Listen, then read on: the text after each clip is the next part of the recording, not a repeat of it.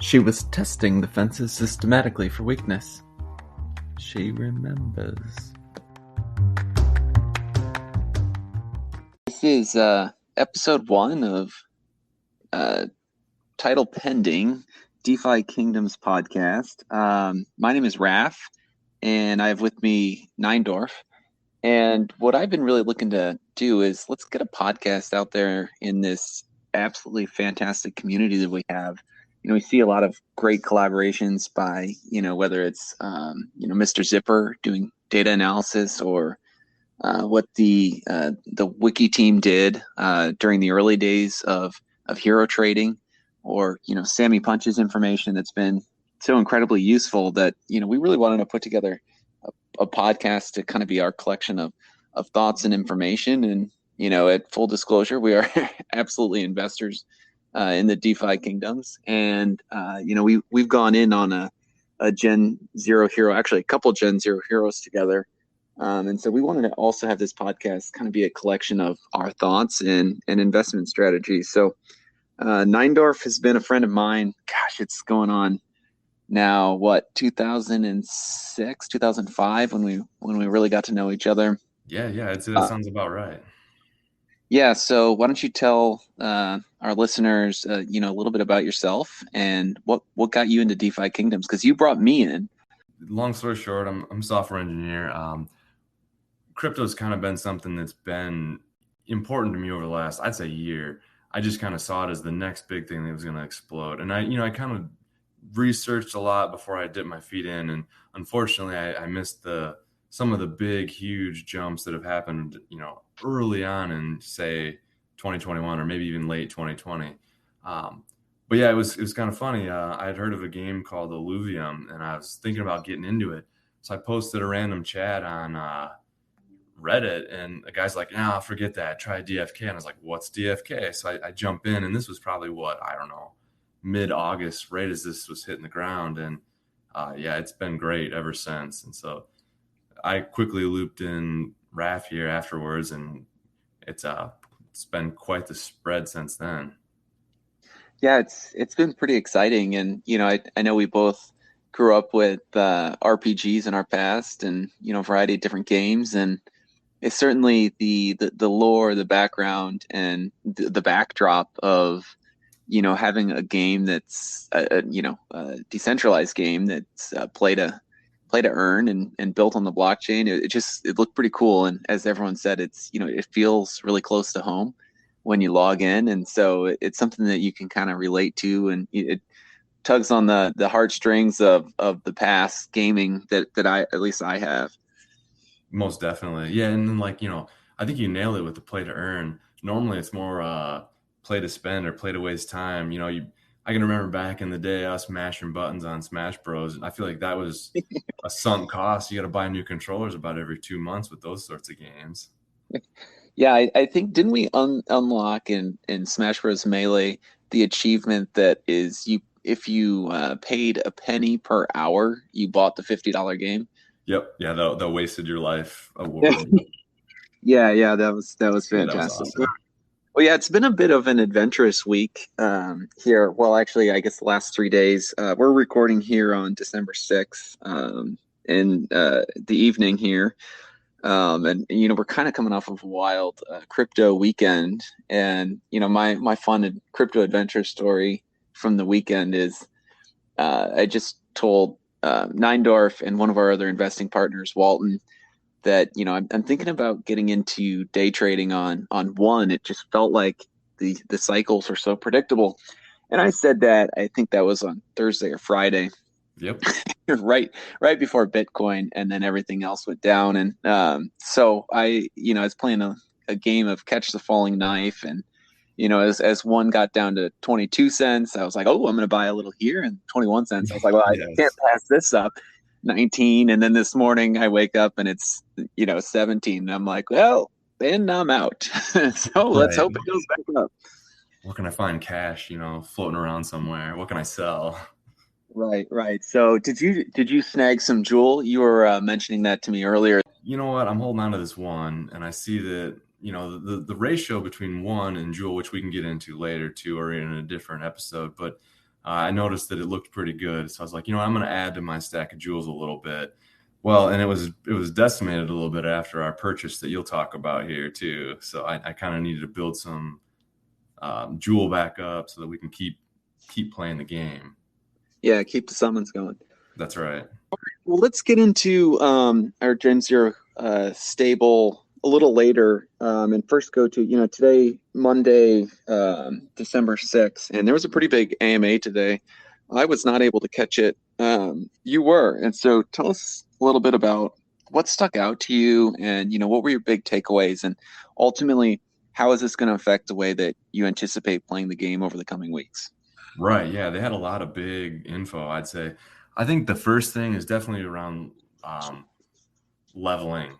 That's kind of been something that's on a lot of people's minds. People have these heroes with these quests now. They're starting to hit that 2,000 XP cap. So we kind of wanted to see what were their plans on getting that moving forward. So there was a question asked specifically about like runes and how expensive they seem to be right now. And for anybody who's been playing this game for a while, it was kind of the same thing with the Gaia's Tears back, when they were just starting to release the tavern. It was a limited resource, right? There wasn't really any good way to get them. Yeah, it was pretty precious. I remember people, buying those up, and it was still a bit of a black market trading at the time. It absolutely feels very similar. What else stuck out to you? Yeah, and there was other people asking questions related to, the cost of entry is still a little high, and the dev stance, which I totally understand and agree with, is that the more you put in, the more you'll get out of it. But for a person who didn't have the means of buying, what I think the floor is somewhere around 50 jewel or something. If you couldn't afford that, they talked about your avatar being an actual character in the game that you might be able to walk the game in, so to speak. So that was really cool that they're still considering that, and that maybe you over time with your avatar character could earn enough income to maybe even purchase that first hero and really get into some of the more the deeper parts of the game. Yeah, I really like how that kind of ties what brought you to the game initially, which is the low transaction costs of the Harmony network. Oh, no kidding. And then also the playing to earn aspect, and what they've another thing that's been crazy as we've watched the game over the months is the progression of the artwork and the maps and the design. And it looks, and not that it was shabby in the beginning, but I can imagine walking around in the future world, just how much effort they're going to put into it. Oh yeah, it's clear there's a vision for where this is going, and I already had forgotten what it used to look like. But yeah, it was so much more basic, and it seemed simple, like a game that maybe 4 people would be playing, and now it seems like a game that thousands of people could be playing, or tens of thousands. Yeah. So tell us about land. It's been everyone's kind of holding their breath, waiting to find out more information. What did you learn?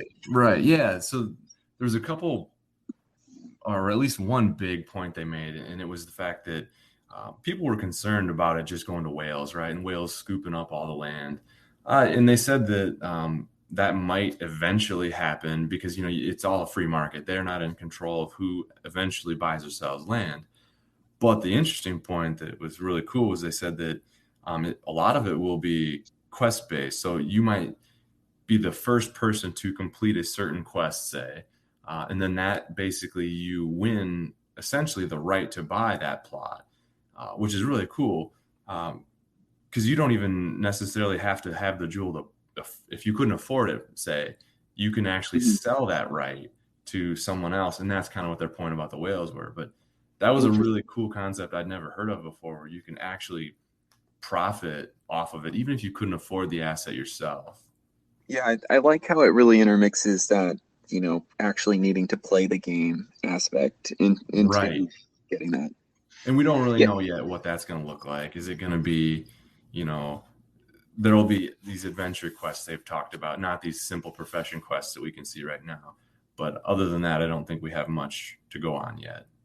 Yeah, and that's evolved a lot over time from the buying aspect. You were there for the Gen Zero launch, and as I understand, a bit of a sore subject for you. Oh, yeah. But that went fast, didn't it? Oh yeah, I think they said all 2,000 of them sold out in 11 minutes. So yeah, definitely. And so that was sold via auction. Wow, that was quick. Yes. Yep. Yeah, I saw something on the Discord, which, I think one of the great things about DeFi Kingdoms is the community, but it has been kind of challenging to navigate. And so some of the points and pieces I find, I don't know if it's fact or fiction anymore, but I thought I saw a note that was to the effect that you would actually send a party, or, there it goes back to the RPG days, but, Yep. a grouping of multiple heroes out for one quest at a time. I think that would be, really neat. I think about, my prized possession is a mythic Dark Knight that I pulled, and so I'm Yes. trying to build, my stable of heroes, or my party of heroes around that character. And I think that, I think back to the days of Morrowind, Elder Scrolls Morrowind, when everything was a percentage based on a roll. And, seeing the summoning chances, or I am imagining, you have to bring, a combined 50 strength, a combined 50 wisdom, so on and so forth, in order for you to accomplish the quest. I think that's a neat way of making sure that, players have a balanced group, or a balanced party, and I'm sure it'll be different for different missions, and it would be even, I think, pretty cool if you had to kind of do some figuring out of who do you want to send. Like, maybe this is a quest for a ninja and a wizard. Maybe the next quest is, I need to send my miner and my forager together. So what do you think about that? Yeah, I think those are great points. And the other thing too is this going to be some sort of turn-based quest, right? Or is it going to be some sort of live action? I mean, we have no idea yet. And I mean, really, the sky's the limit on where they can take this. Yeah, we really haven't seen any introduction to the mechanics of mana or health at this point, right? But we No. know there's potions out there. That's why we've been collecting all these bloaters, right? Yeah, and the ragweed. Oh, I love that stuff. Yeah, that and the liquidation pools. So, all right. Well, what else did you find on the AMA? Yeah, I think the last thing kind of ties right in with that. And it gets back to heroes and their utility value that they've got as an NFT, which is, I've not seen anything quite like this in any other project. But they were discussing today how, right now you can rent out your hero. And what that really basically means is you're selling your summons, right? I mean, it's pretty simple. Right. But this was a different concept where you could say rent out your hero for questing purposes for some fixed duration. I think I heard him say like a week or something. And so then that's another system where you could actually get passive income on your heroes, and you don't even need to play the game. Like if you're a person who's not interested in the gaming aspect, even, like, this is a system where it might be just a Financial jewel stream. benefactor. That's right. Absolutely. Yeah, when we were searching the hero market the other day, Walton was pointing out that there's a few legendaries out there with like 5 summons on them. He's like, what are they doing, wasting that value? Oh, absolutely. Yeah, it seems that way, right? Right. So wow, I'm, continuously impressed by the imagination and the new mechanics that they're coming up with. This sounds pretty cool. Absolutely. I'm 100% with you. All right, well, let's transition to our Gen Zeros that we have. We started out, gosh, when did we buy our guy? It was, I don't know, what, a month and a half ago? Yeah, I was thinking it was even maybe late October or mid-October, somewhere in that time frame. Sure. And we bought a pirate wizard miner, and shiny as well. And we bought that during, it was kind of that first jewel crash after the release of Heroes, but before the release of the Wishing Well. And we kind of took the opportunity of that slight downturn in the market of Heroes to say, hey, let's go in on one. And so Neindorf, Walton, and myself, we went in on our pirate, and I'm pretty glad we got him. Oh, absolutely. I mean, I think I remember it being like, I was like, wow, am I really going to spend that kind of jewel on a hero? But I'd say it was probably the best decision as far as this game investment has been. Yeah, for sure. And kind of our strategy has been, we let one person perform a summon, and we haven't been renting them out at all. We've just been performing all of our own summons, and then we send them to the next person on the list. In the early days, my analogy was it's kind of like folding up a $30,000 piece of paper into a paper airplane and throwing it over the fence and hoping it goes into the right neighbor's yard. It's definitely a little scary. Oh, no kidding. Super stressful when you hit send. I do love that feature where it you type in their address or paste it in, and it gives you a little blip of their user profile name, and then you're like, oh, okay, all right, I typed it right, or gives you that little feedback that you need. Where in normal crypto, when you're just in, like, say, your MetaMask and you send an address, there's zero feedback. So that's actually really stress relieving when you're sending your super expensive NFT to some random number. Right. So as we've been, and we'll get into kind of some of our strategy elements with the projects we're working on a little later in the podcast, but fairly early on here, we decided let's try to get to some advanced classes. And as a pirate, we've been doing lots of renting of other monks out there. And as I believe everyone knows at this time, and if you don't, there's basic classes. And if you pair two basic classes together, if it's the right combination, you can create an advanced class. And so for us, we paired together a pirate and a monk, and you have about a 15% chance, I believe, of getting a ninja. And so we have been personally, every time it's our turn, been going for that. Many times we've been going for that ninja combination.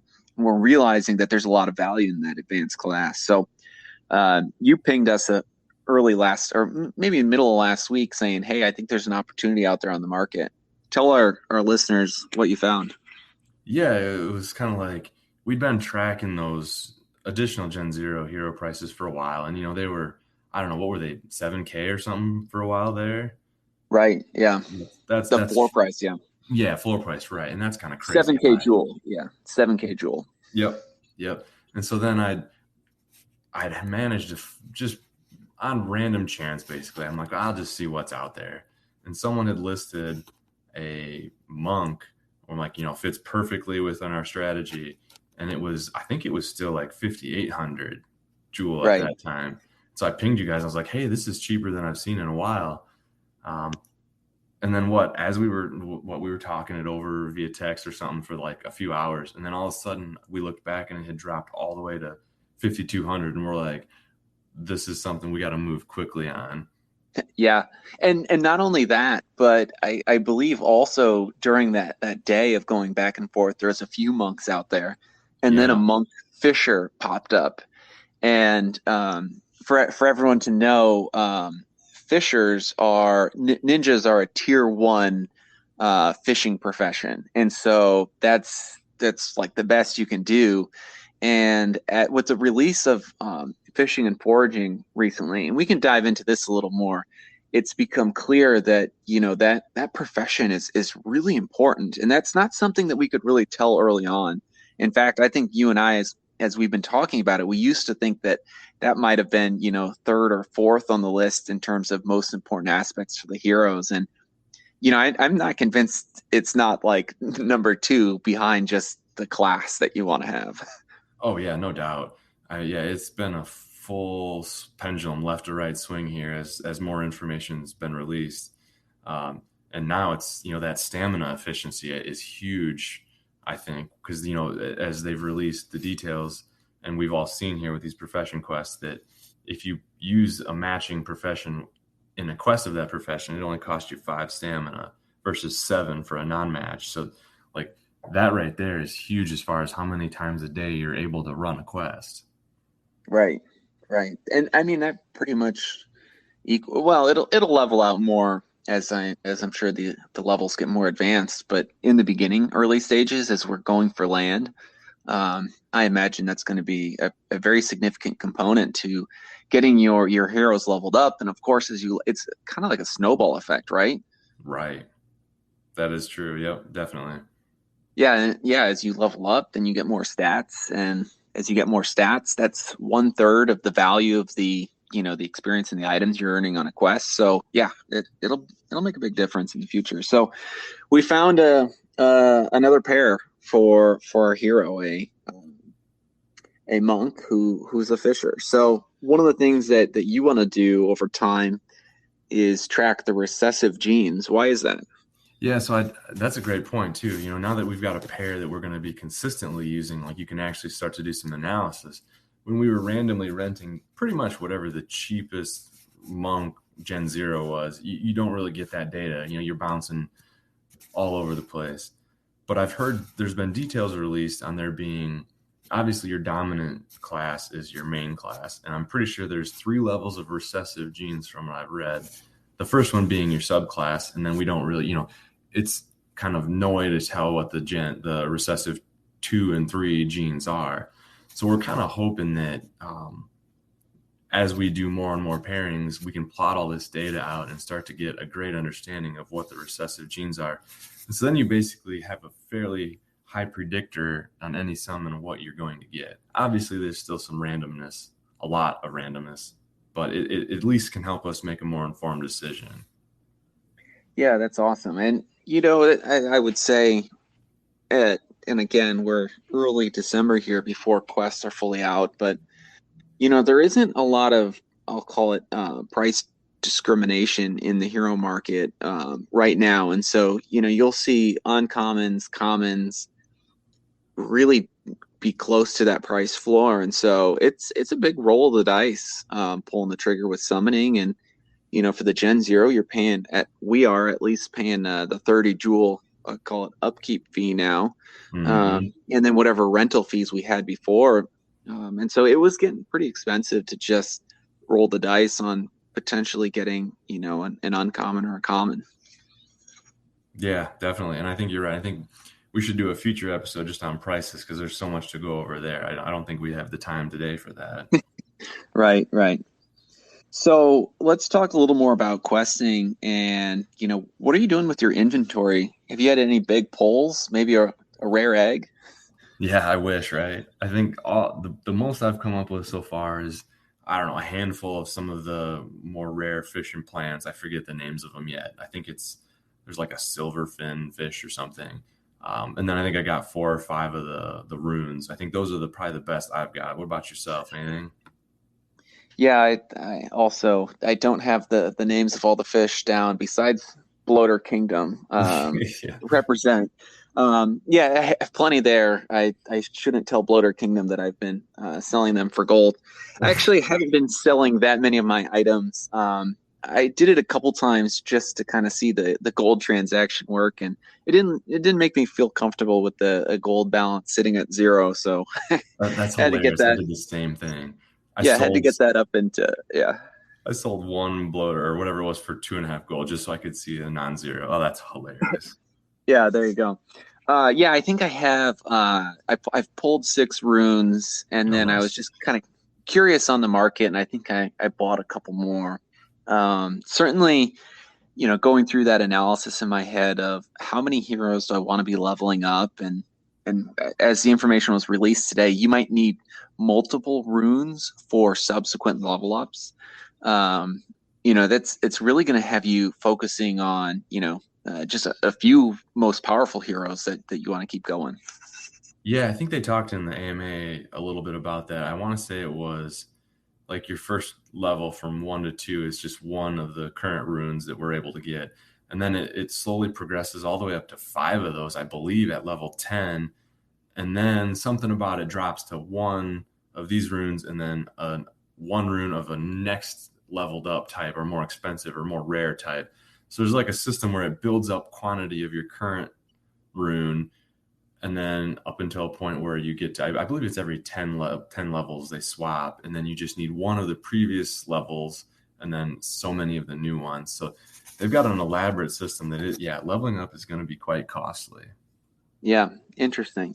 Yeah, and again, like you said, we'll go into this at some of the price discussions later, but I think they're doing a really good job building some layering mechanics into the game. At least that's what I see it as, where they're helping in a way, and I think in a very healthy way, kind of bury your investments into the game that make it a lot harder to completely liquidate your assets. And I think that's important for you and I who have a fair amount of lock jewel sitting there. And, for those of you who don't, in the early months of DeFi Kingdoms, the Gardens had some great incentivization rates. And lock jewel, could you explain for our listeners just how the lock jewel works and what's going to happen with that? Sure, yeah. So when I started, I think I was in like the second week or maybe even third week of the game, and the annual yield at that point of the reward pools, which I think I was really only ever in the Jewel 1 pool, was like something like 28,000%, right? It was absolutely nuts. I think we're down to, what are we, in the 500 range or something now? 8%. But basically, they got to get the new coin out there. And the new thing I'd never seen before in crypto before this project was, like you said, a lot of it becomes locked and you're not able to access it for a year plus. And so that's a really big incentive for people to not, pump and dump this coin, this Jewel coin. It's more of a, if you're going to pump it, you need to continue to pump it for at least a calendar year until you can start helping unlock that Jewel. And we're actually, even to this day, it's not even a single Jewel has been unlocked yet because mining hasn't been released. So that definitely that's very helped. neat. Yeah, and again, we'll get into a lot more of their layering mechanisms in a price episode. All right. Well, anything else on inventory that's sticking out to you? So I guess the only thing I'd like to mention too, I'd give a shout out to Kingdom.watch. It's a great website if you've never seen it. There's so many features there. The one I was just experimenting with, I hadn't really seen yet until earlier today, was you can look at, it's called Quest Watch on that site, and you paste in your address, and you can even sort your quest loot based on hero. And I was like, that's amazing. Now you can start to see, now that we've been questing for a few weeks, you can start to look at the recap of all my heroes. I'm like, who's this guy who's only got a ragweed and a rock root? Like, what's he doing? And he's actually not a new character. I've had him for a little while. So I'm like, I got to get rid of this guy versus maybe a rare advanced class or a legendary I have. You look at leave him behind in the forest. When the heroes went into the foraging quests, they said, all right, Steve, I don't know what happened to Steve. We just left without him.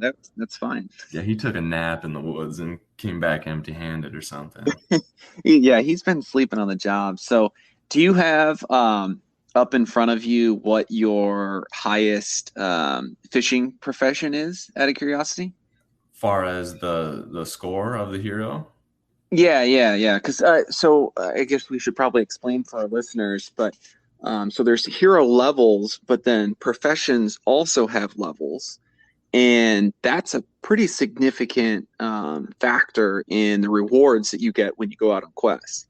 And Correct. So I believe it's 2/3 of your total rewards are based on that. And so as in the early days of fishing and foraging, when Steve was going out to take a nap, some of our other more productive heroes, they were coming back with, plus 0.1, plus 0.2. That's right. Where are some of your heroes at in the spectrum? Yeah, so I think I've got a couple that are at like level 2 plus fishing at this point. And I needed to pay, in the future, I should pay a little closer attention to where they started getting these better rewards. I'm pretty sure, though, that one of the guys I just pulled a rune on earlier today is a guy who's basically maxed out level, and he's ready to, he's at 2 fishing already, and he's probably my best fisher. I think he might be the legendary guy that I have.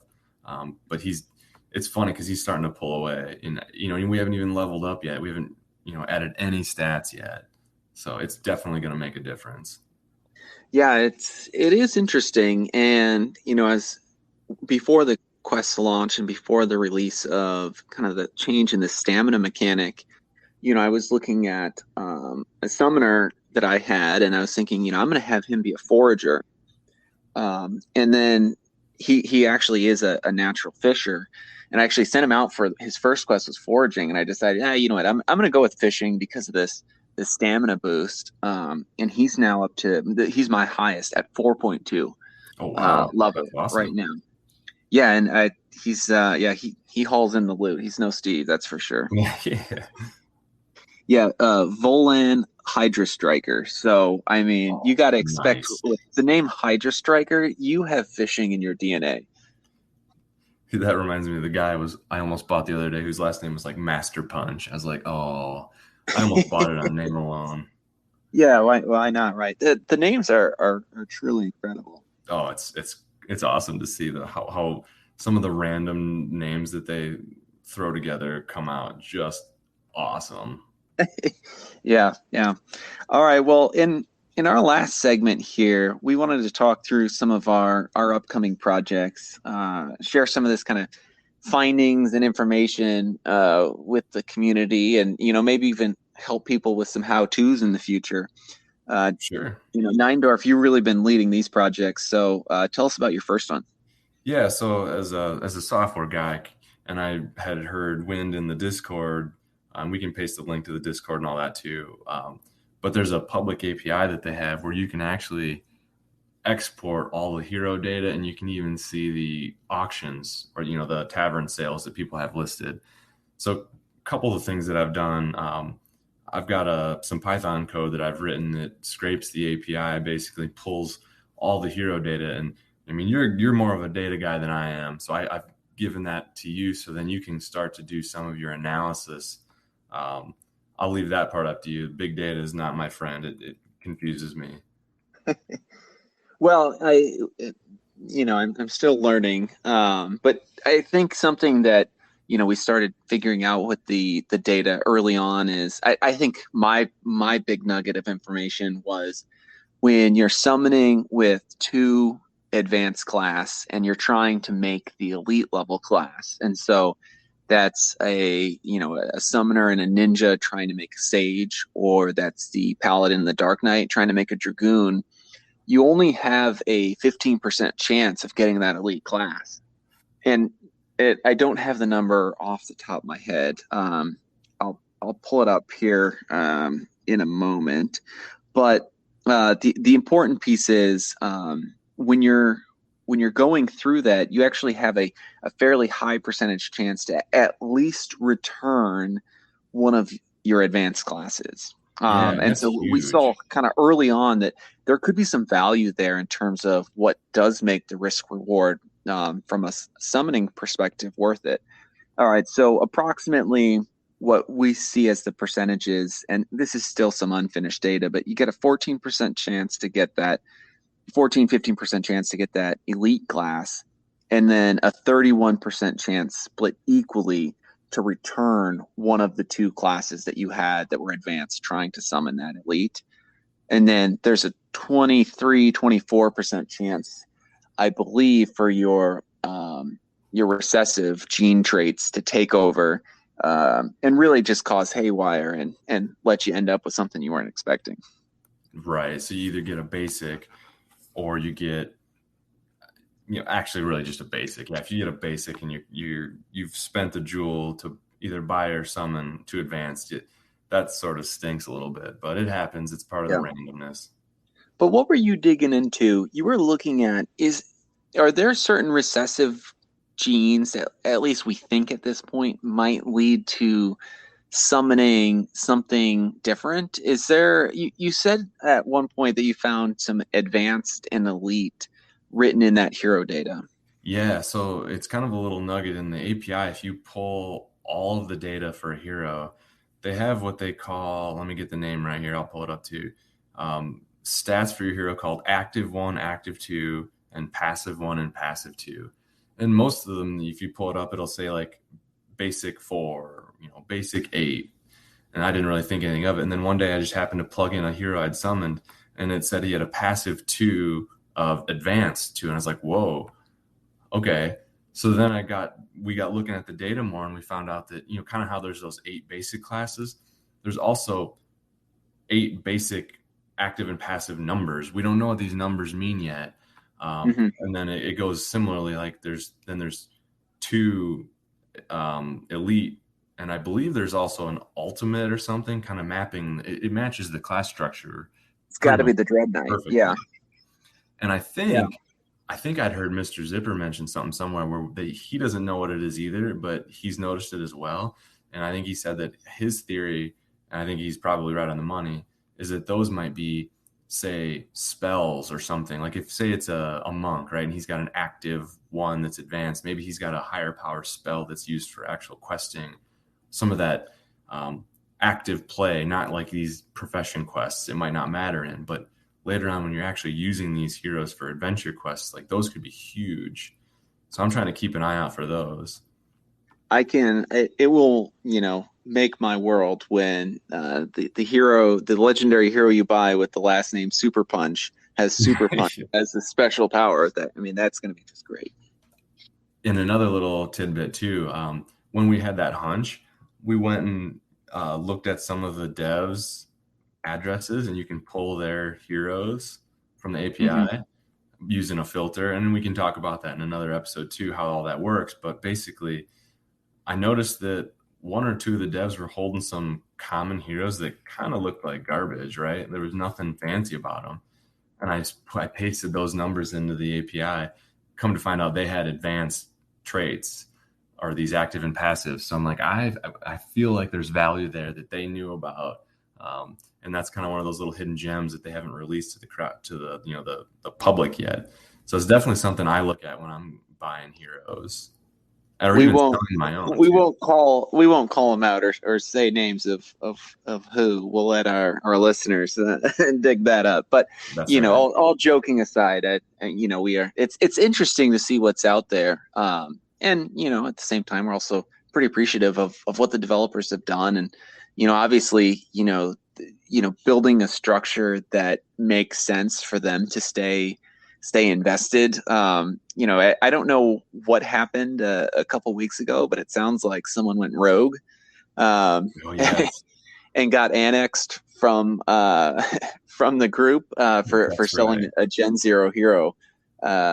But I think they've built a really good incentive system for their team to stay in place and to buy in the game, just like they're doing for all the investors, whether you got in when you did, or if you're getting in here sometime after we publish this podcast. So I think it's really a great system built around let's do the play to earn aspects. That's right. All this is playing out, and you start with that one hero, right? And you're like, yes, I got one. And then as you continue to earn and play, or maybe you make a few trades in the tavern and end up with a little extra jewel, and you can start to grow your little army of heroes. It's extremely enjoyable. Oh yeah, for sure. A little addicting too. Yeah, no kidding. So tell us about the second project. Yeah, so like I briefly mentioned it before, the other aspect of the API you can use is you can use it to look at what hero sales are out there in the tavern. So I was like, that's actually really interesting, because you can actually do a filter on time and basically say, hey, give me all the new sales that just posted. And then you can go look those heroes up. And I'm starting to put together yet again another Python script where I can basically set a bunch of criteria. Like, say I want to know about any, I don't know, maybe I was looking for summoners to go with ninjas. So I'm like, I want this script to find me any summoner that's got at least 4 summons left and who's maybe less than 160 jewels, say. And then I'm working on the program that will capture that data, and then it can notify you via either an email or a text message or something, so that to go log into MetaMask and check it out, because these guys move quickly. Maybe we can set up a community hero rescue organization where we sweep up and return to the rightful owners the accidental tried to send them out for hire and sold them for 70 jewels. That's just, gosh, that's got to be a real gut punch. Oh, no kidding. They actually talked a little bit more about that today. I'm reminded now in the AMA. That's why you saw them add the new feature. If you guys have been playing and watching, Now when you sell or hire out, you have to actually type the word sell or hire as one last chance for you to hopefully realize what page you're on, because otherwise the menus look very similar, right? Yeah, as we talked about, just sending the heroes to a known address is nerve-wracking enough. Well, yeah, I think that about sums us up for today. Anything else that you have for closing remarks? No, not too much, other than the fact that, yeah, I'm loving this game, and I can't wait to see how it grows and how we're able to, either both aspects of play and earn, right? I'm thinking both are going to be great. I was originally thinking, maybe I just want to try to do the earn aspect of this, but they keep sucking me in with all these features, I tell you what. And like you said, that RPG nature of this game is something that I have a hard time avoiding. All right. Well, we appreciate, any listeners out there. Again, this is episode 1, and, our tales of adventures in the DeFi Kingdoms. So go ahead and reach out to us. We'll be pasting some of our Discord information, and hopefully getting this out there into the podcast sphere. So those of you who are interested and are looking for, a different avenue to capture your DeFi Kingdoms information, please drop a subscribe for us, and we thank you for listening.